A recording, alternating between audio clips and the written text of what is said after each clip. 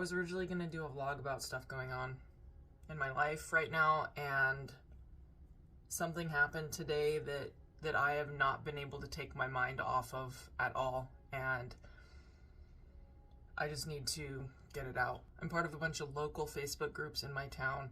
There are people that are right here, my neighbors, people that frequent the same stores that I do, frequent the same doctors that I do, the hospitals, the same parks even. It's a nice little community thing that we have going on. Once in a while, someone will come on and ask for advice, regarding pregnancy or choosing a doctor or OB, choosing a hospital, advice about inductions, etc. There was an expectant mother that had been posting in the group for the past few weeks, asking for just advice about how to naturally induce labor and everything. She was approaching her due date and was starting to get uncomfortable with the fact that her baby wasn't coming. So she started asking for advice about inductions and how inductions work, and she posted something about approaching 41 weeks and wanting to be induced, understandably. You would not believe the amount of advice in this thread where people were saying, don't get induced, you're gonna get a C-section if you get induced.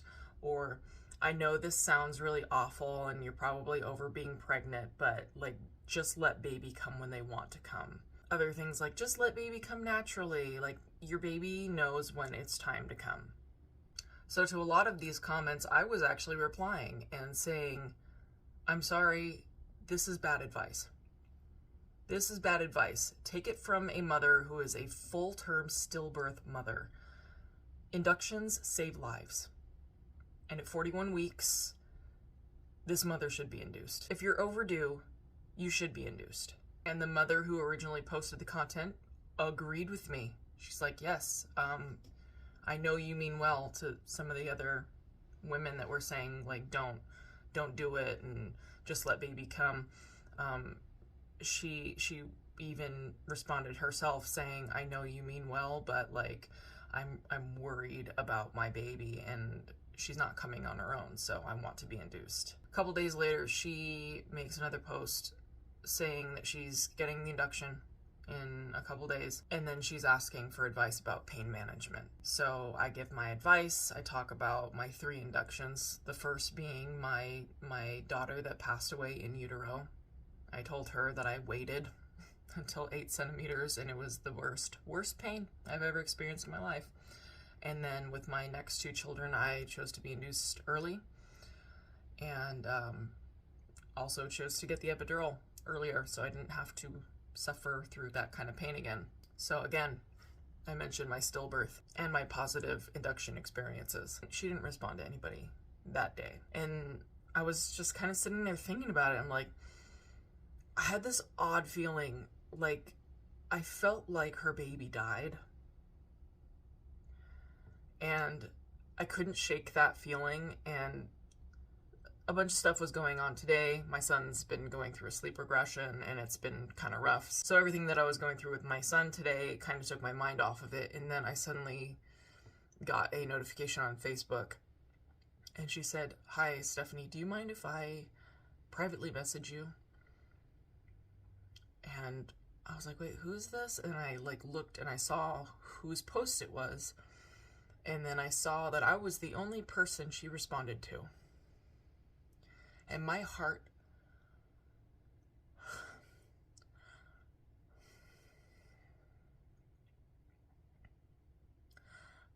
sank. And I thought, fuck, her baby just died.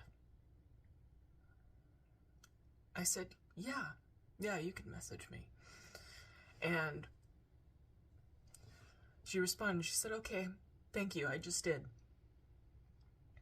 And yes, she made that last post asking about pain management for her induction that was in 2 days. And she went in the next morning and her baby had died.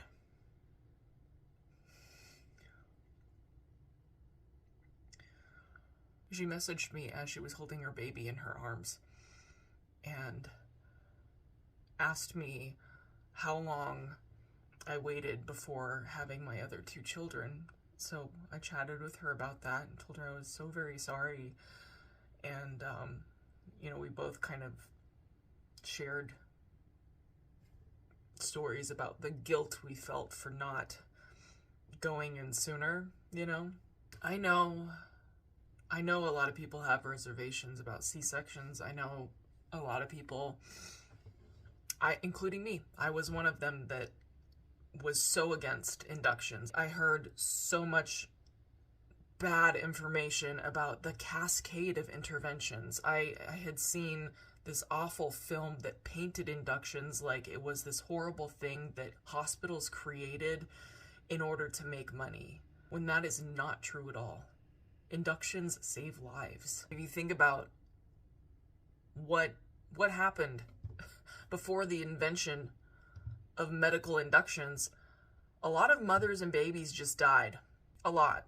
And people act like a baby dying full term in utero is so rare. It's 1 out of 160 pregnancies in the United States.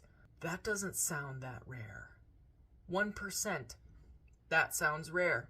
And I feel like, myself included, didn't think that was ever going to happen to me. Oh, that doesn't happen. That's so rare it doesn't happen, I probably would have been one of those people giving awful advice. Don't do that. You'll just end up with the cascade of interventions, and the greedy hospital will, make all their money off of you, and then you'll have permanent damage to your body. I'm sorry, but I would rather have permanent damage to my body and have my daughter here with me.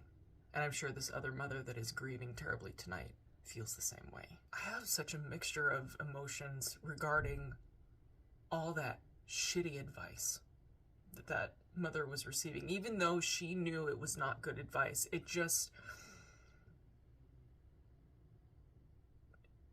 There are some people that are going to look at that advice and think, wow, they're so right.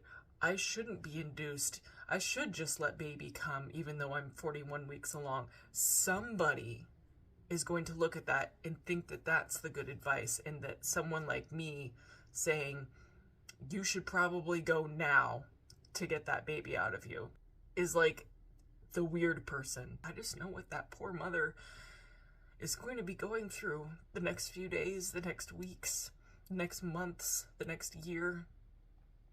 I know exactly what she's going to be going through. I mean, that first week, I didn't get out of bed. I didn't eat. I could barely take care of myself.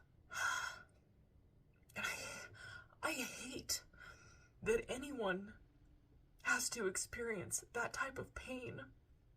I love the amazing women that I have met through my tragedy, but I hate that anyone else has to experience this. I just wish there were better ways to prevent stillbirth. I wish there were better ways. I don't know, better,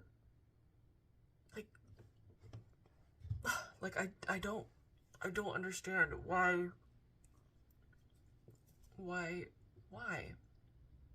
would the doctor let her go past 41 weeks? Why were there other mothers that, just because they were privileged to not have to experience tragedy in the ways that I have and other people have?